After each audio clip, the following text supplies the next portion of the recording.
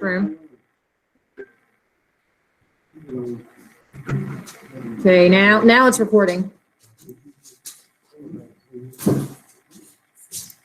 All right, so the answer to this opener, once again, the two main gases that make up our atmosphere are nitrogen gas and oxygen gas. Anybody else want a paper version of this? Who feels like that? They're in there. There's no cool pictures. Anybody else? No. Nitrogen gas first, and then oxygen gas. He said they wanted to. Okay.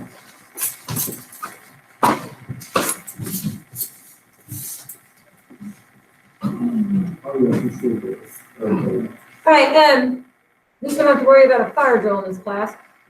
We should be able to get through this with plenty of time to spare because this class has an extra like 10 minutes anyways. But we're going to talk about the early formation of our atmosphere. Now, we already mentioned the one that is primarily hydrogen and helium. The very, very, very first atmosphere that our planet had, all of the terrestrials, was made up of helium gas, which is capital H, lowercase e, that's its symbol, and hydrogen gas, which there's always two of them. It's one of those 7 special elements. It's always H2. And it didn't last very long because the sun blew it out to the outer planets, literally stripped it away from the terrestrials. Because the terrestrials are small, and they were really close to our star in relationship to the gas giants. So they didn't have enough gravitational pull to hold on to its hydrogen and helium. It still doesn't have enough. Because if you have a helium balloon and you let it go, what does it do? It goes up. Now, a regular helium balloon isn't going to actually leave our atmosphere. It'll hit a certain point where it'll get cold and it'll shrink, which makes it more dense. And there is a point because of the balloon that the helium won't go any higher. And you don't want to fill a balloon with hydrogen gas. Why? What happened to the blimp when they put hydrogen gas in it? No, it blew up. Hydrogen's extreme. You've never heard of that blimp back in like, what was it called, the Hindenburg? Seriously? What are your history teachers teaching you? So, nothing. That's not very nice. So I want to say it was German. Okay, so here we go. So they said, hey, we're going to fill this blimp with hydrogen gas, and something sparked and boom, and everybody died. That's a good question. I don't know. I'd have to look it up. 1937. I don't know. Somebody who forgot that hydrogen gas was extremely flammable. Yeah, I don't know how. What?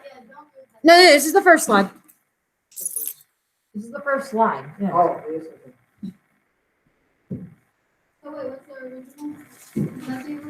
The very first atmosphere was made up of hydrogen and helium. It did not last very long. The solar radiation from the sun literally stripped it from the planet and then blew that out further to where the gas giants are. And that's why those are primarily made of hydrogen and helium. That's where it's settled. All right, let's see. We got new attendants, David, Benjamin, Haley, Garrett, Ayla, Christian. Don't eat in here. Justin's online, Braden, Billy, Austin, Brady, Avery, Neil, and Ashton. Ashton, wake up. Come back to us. Y'all ready for the next one? No.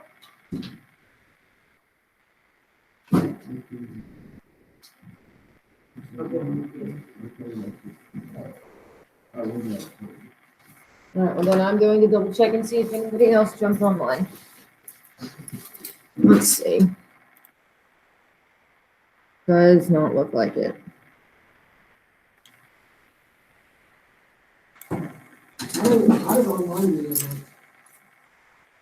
Well, I mean, if they think about it, they're going to split screen it so they can have the notes that they type on next to. Yeah, they can see my screen. Can they hear us? Yes. You So sounded if you're in disappointed. Saturn, you're like on the beginnings. Huh? If you're in Saturn on the beginnings. I don't know how to do it. I mean, I sent him a link to my notes, but I also post, like, it's this class I'm recording. Once I'm done, I'll upload it into my YouTube and then link that into Canvas. So there's multiple ways how people can get the notes. All right, so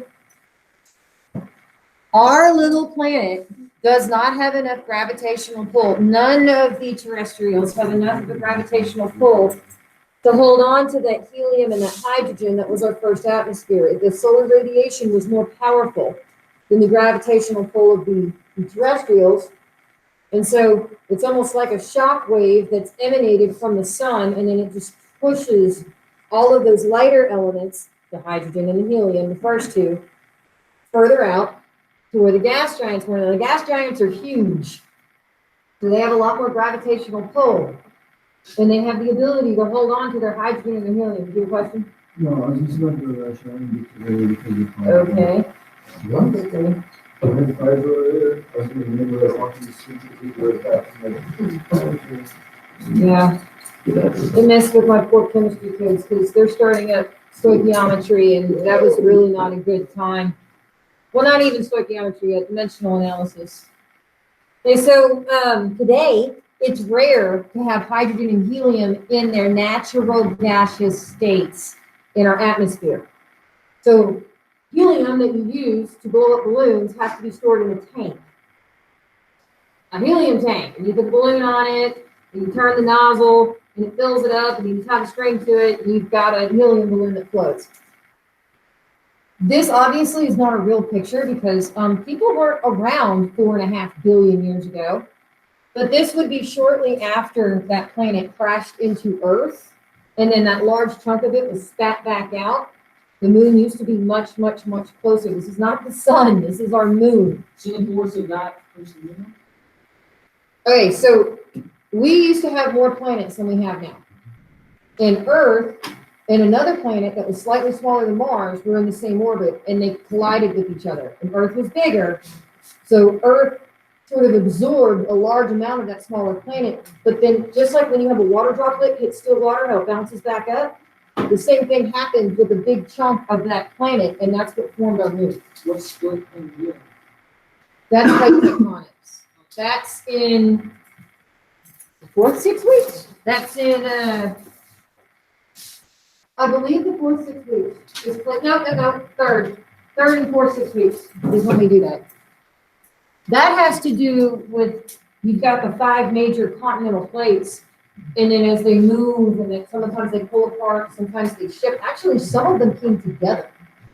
Europe, like Russia, they were actually smaller bits that, with the other continents moving away, pushed that together, and that's why the Andes Mountains are so tall.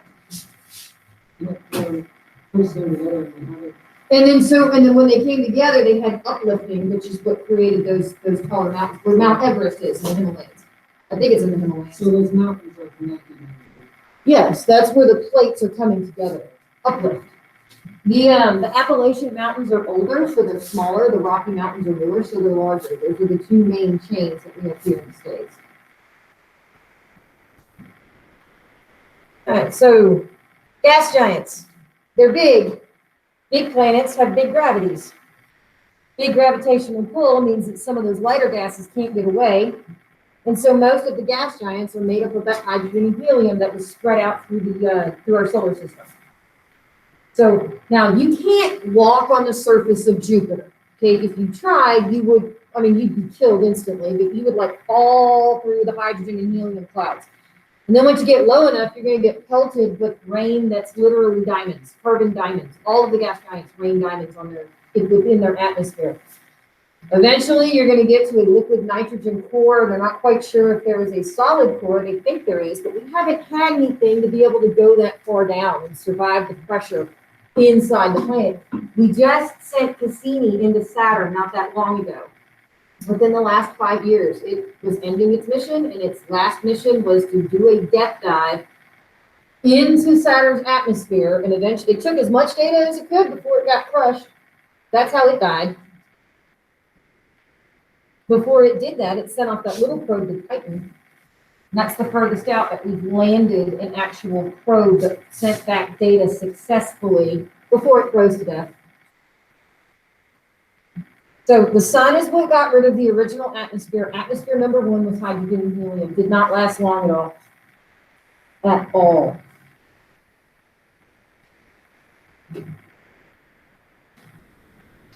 Guess I'm supposed to keep these. Party slips. Put it out there. Let's see what this is.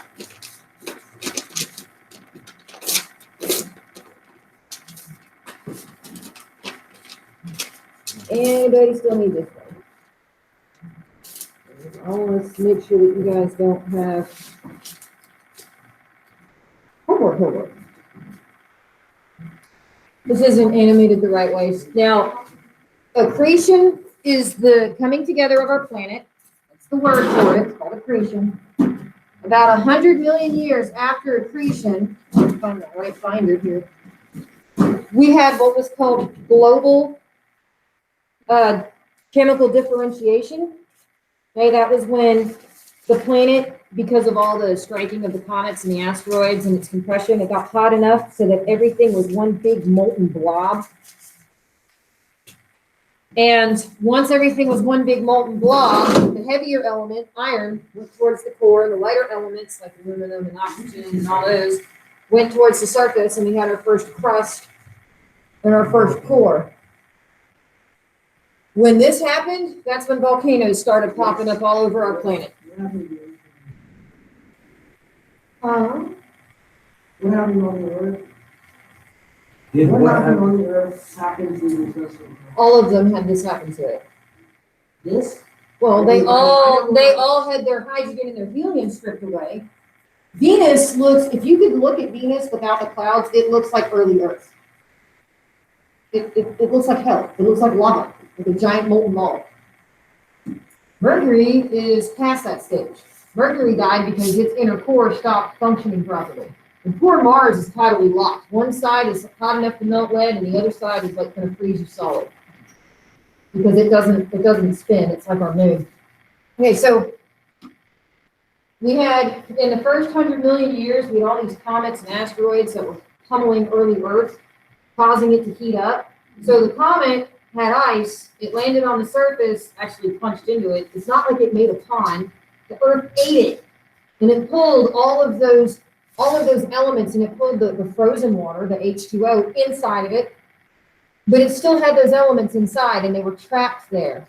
Well, what the volcanoes did was it spewed it back out. It's like the Earth burping. Okay, so here comes millions of volcanoes, all in fissures and cracks all over the surface of this new structure of the Earth. And for almost 1 billion years, it created the second atmosphere.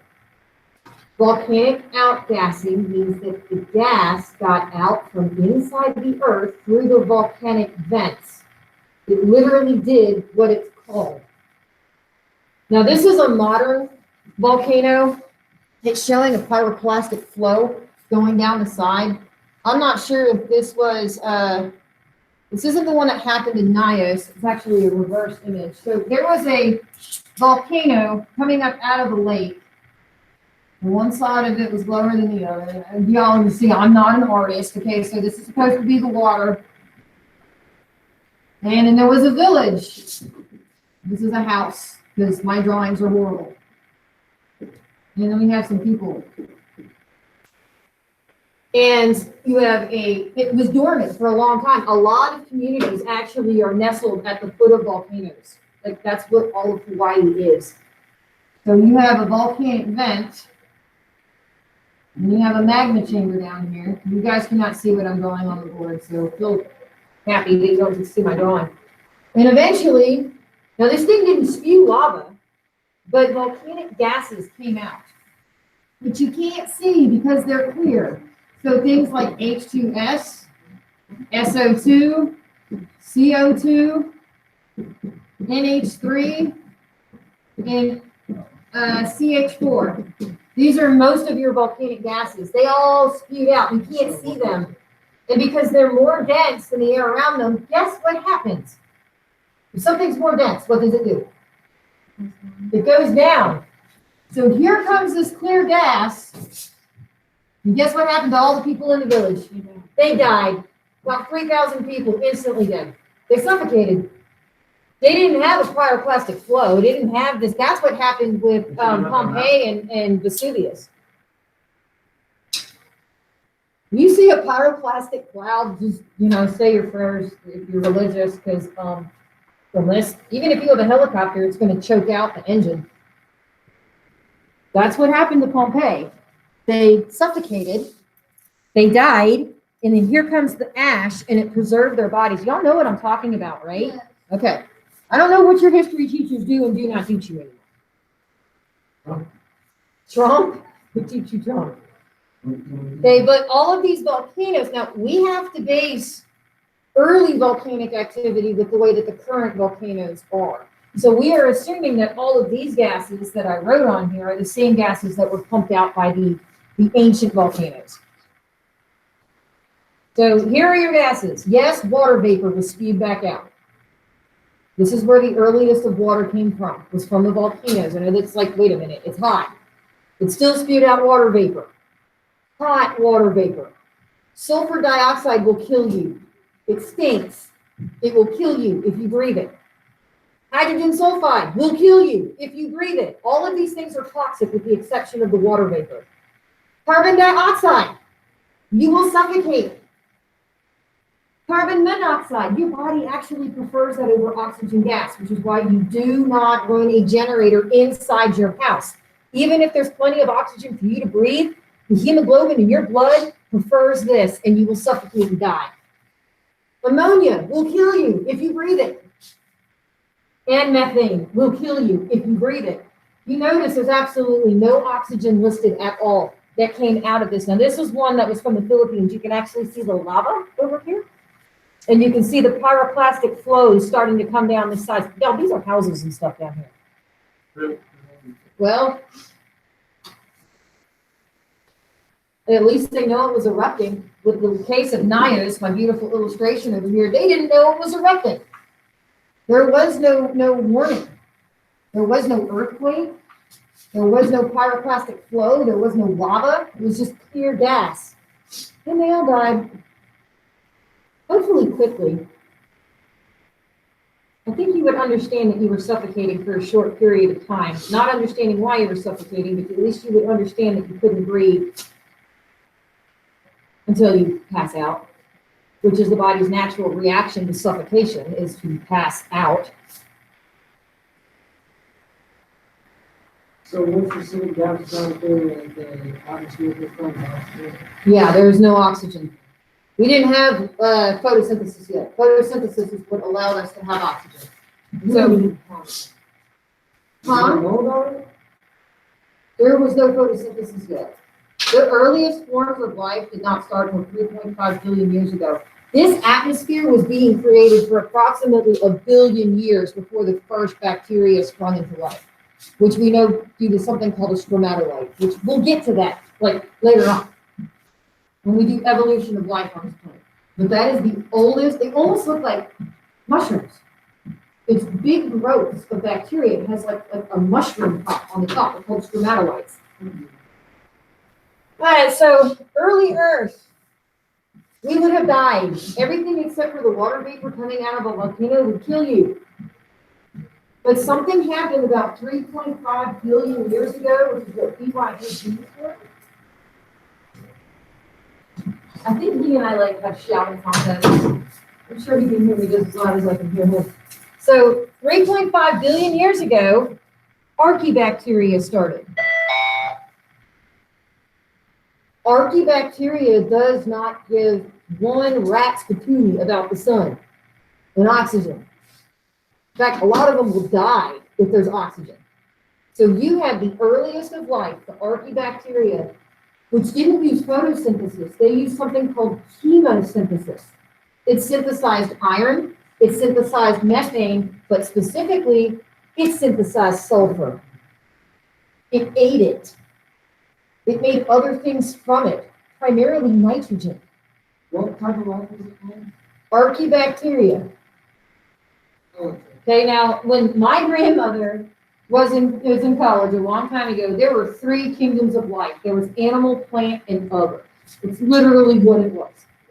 Okay, when I went to school, there were five: animal, plant, fungus, protozoan, and bacteria. Now, and I think it's changing again, they split the bacteria into the archaebacteria, which are the oldest, the ones that are the thermophiles and the halophiles and the cryophiles, from the eubacteria, things like E. coli and staph. You can breathe or you wouldn't talk. If you ever visit Yellowstone, those beautiful rings of color around the geysers and the hot springs, don't go swim in the hot spring. You're gonna have your flesh ripped off your bones. Don't do that. But all those beautiful colors that are around it, those are archaebacteria. They're thermophiles. Thermo means heat. Phile means light. Thermophiles love the heat. Halophiles love the salt. And all of the oceans at this point were even more salty than they are now. So you had halophilic and thermophilic bacteria. Cryophilic didn't exist back then because we didn't have glaciers. We have cryophilic bacteria now. They love the cold. And archaebacteria was the prominent species, if you will, life for 1 billion years until we had a wonderful mutation that allowed photosynthesis. A whole billion years, archaebacteria were king. That was it. That was life. Bacteria, really dangerous bacteria for that matter. Some of the worst food poisoning you're ever going to get is from seafood because they're halophiles. They're this type. And I hope you've never had food poisoning, but if you've ever had food poisoning from shellfish, that's the bad stuff. All right, so in a nutshell, 3 atmospheres. The original one was hydrogen and helium. Started at about 4.5 billion years ago, didn't last long, the sun killed that. The second one from the volcanoes, the volcanic outgassing, which lasted for 1 billion years, give or take. Maybe a little bit longer than that actually, because if you're going from 4.5 up to 2.5, that's 2 billion years worth of time. Primarily carbon dioxide, methane, ammonia. Yes, there are others. I had them on the board. There was the sulfur dioxide, there was the hydrogen sulfide gas. But really, these two were the, well, and the water is what started the oceans, but the ammonia and the carbon dioxide, these were the really important ones. At least for our atmosphere now. I mean, it'll kill us in its form, but those cyanobacteria, when they started pumping out oxygen, and I'll show you the chemical reaction, it did something really unique to ammonia in the air. About 2 billion years ago, the mutation that we know as photosynthesis happened in what's called cyanobacteria. Similar to algae, sort of like algae's great-great-great-great-great-great-great-great-grandfather. They took sunlight, and if I put photosynthesis on the board, don't worry, I'm not trying to trigger you from chemistry. So cyanobacteria breathed in the carbon dioxide. I know it didn't have lungs, but with cellular respiration, brought in carbon dioxide. With that combined water, which was produced by the volcanic outgassing, and it made this wonderful thing called oxygen gas and sugar. Well, really glucose. I'm going to balance it because the chemist in me has to do it. This, combining with the ammonia in the atmosphere, created massive amounts of nitrogen, which pushed the carbon dioxide into the ocean, where it went, and produced massive amounts of water. That's where our fresh water came from. Well, the original fresh water. Now we know that we can do things to salt water to take the salt out. And yes, there are natural filters with springs coming up through the rock that gets all the impurities out.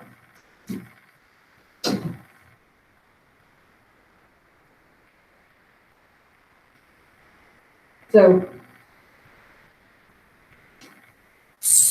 oxygen nitrogen in the atmosphere reacted with the ammonia to get rid of the toxin. I don't remember all of my, to make nitrogen gas. I don't remember my coefficients and massive amounts of water. So, two,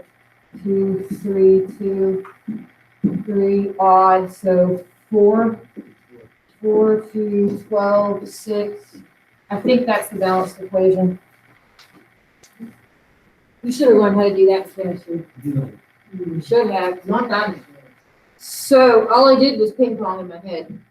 So your photosynthetic organisms, they breathed in carbon dioxide, used water, which was now in the environment, to breathe out oxygen. Y'all, this took, so 2.5 billion years, the first plants in the form of fungus started on land about 500 million years ago. So 2 billion years worth of time was necessary to completely change our atmosphere so that it was suitable for plant life.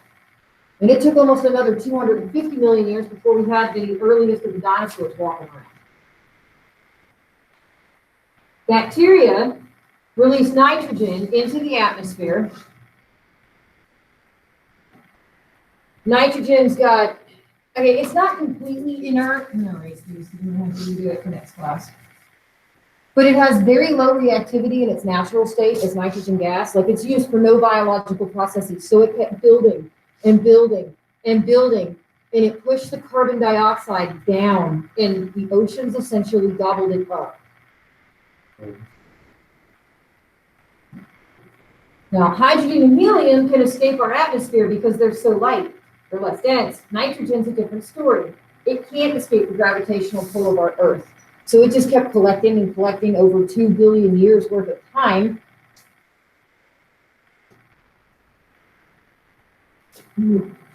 What?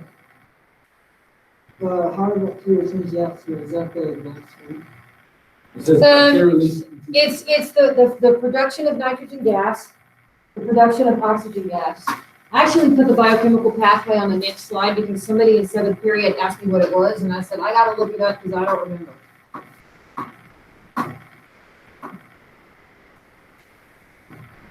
Most of our atmosphere is nitrogen gas, y'all. 78.09% is nitrogen gas. It came from these bacteria from billions of years ago.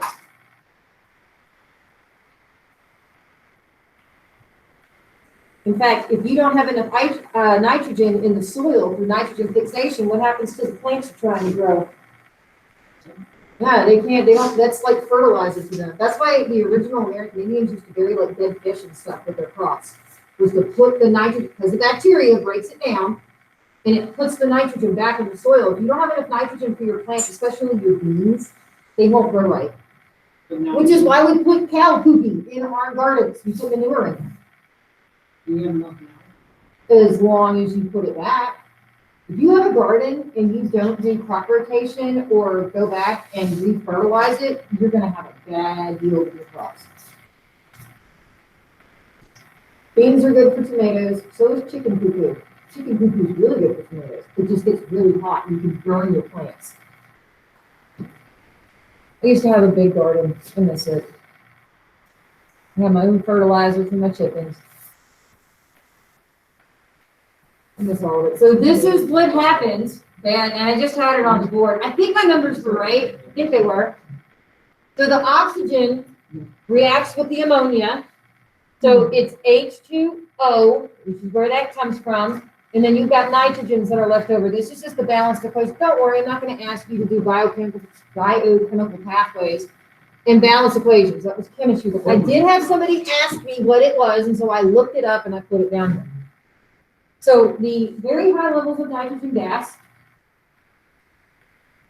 your ammonia, which reacting with oxygen made even more nitrogen gas, and methane too for that matter, allowed this huge development of plants. So it started with fungus, which is not really a plant, but it was the first thing on land besides bacteria. After fungus were the mosses. We're going to learn all this when we do evolution of life. After the mosses were the conifers, like pine trees, the cone bearing fruit trees. And then last would be your flowering plants. And then we had the birth of the insects. And the insects ruled the world for a while. And then we had the first dinosaurs. And they went from 245, there's a reason why I gave you that timeline. I can't memorize everything. So the dinosaurs started at about 245 million years ago. And then the end of the dinosaurs was 66 million years ago with that, well, except for the alligators lived, and the snakes lived, certain lizards lived, but the big dinosaurs, they all died. Actually, they turned into birds, most of them. They turn into birds. If you've never seen a cassowary before, it's seriously something out of Jurassic Park. I know they have them at the Houston Zoo. I don't know if they have them. Yeah, hold on. Let me show you a picture of a cassowary. And you tell me this is not directly from a dinosaur. Oh, I spelled it wrong. Cassowary. So, seriously, their feet, no, they're like this tall, first of all. They're like emu size. And they have these giant horns on their head, just like dinosaurs did. The males are the really pretty ones. Huh? Can I zoom in? I don't know if I can. That's as big as it's going to get. Yeah, I know, but I don't think it's going to because I'm presenting. Yeah, it won't because I'm presenting. So yeah, and they make these really weird noises. The males raise the babies, not the females. Females lay eggs and they run off. Turtles? Well, no, they just lay their eggs and they go back in the ocean. Yeah. All right, so our current composition of our atmosphere, y'all, ATM is short for atmosphere, not automatic teller machine. Okay. Somebody asked me that in one of the classes. I was like, no, it's atmosphere. Our atmosphere is primarily made of nitrogen, just over 78%. Almost all of the rest of it is oxygen. So between these two, we've got over 99%. Argon makes up most of that remaining percent. Argon's a noble gas, it doesn't hurt us. The only noble gas it does is radon because it's radioactive.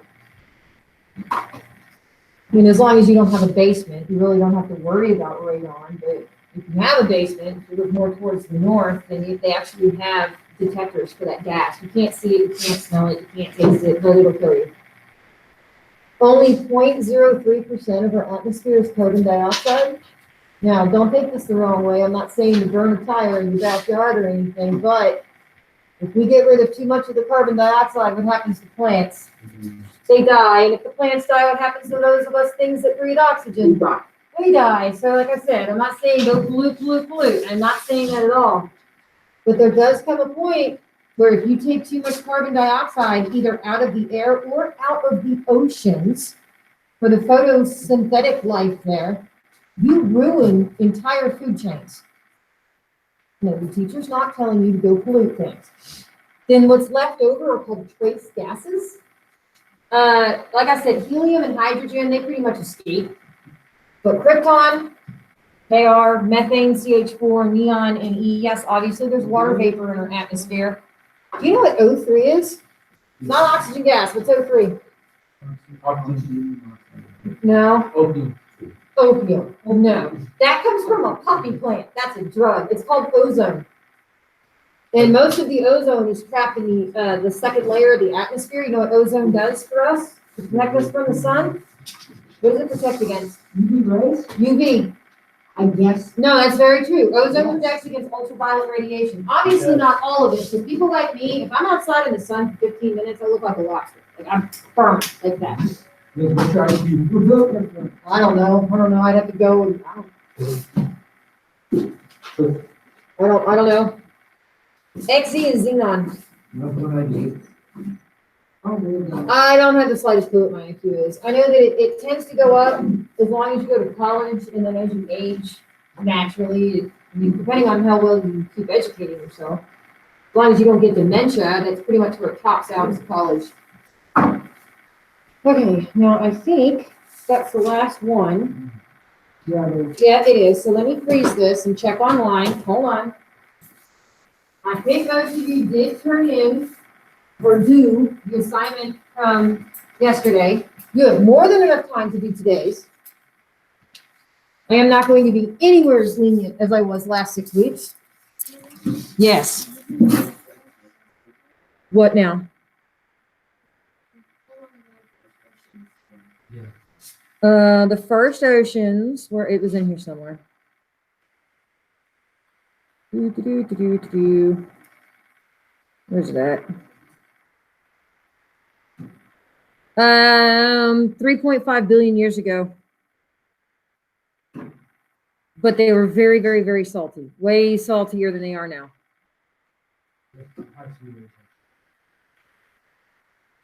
All right, let me double check. Okay, I see Christian. I didn't see Logan.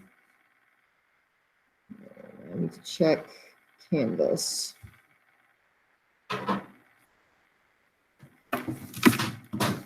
Now tomorrow we're going to talk about specifically, let me stop my recording here.